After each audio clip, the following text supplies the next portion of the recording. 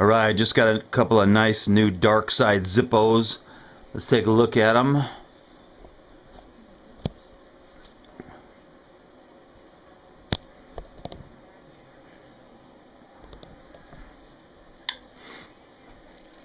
Okay, as usual, they come in this nice little Zippo box made in the USA, and this one's called the Pirate Zippo.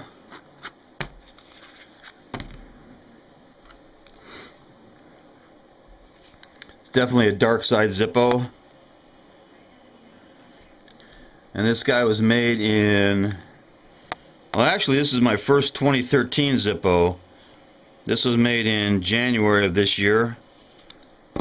And let's check out the sound. Got a real good sound. And does it work?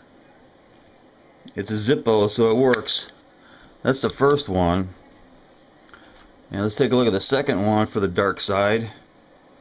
Same box. And this one's just called a skull. I've seen it advertised as the X-ray skull.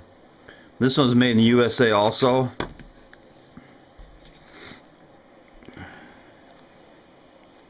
Pretty cool Zippo for the dark side. And this was also made this year in January on a brass body with that matte black finish.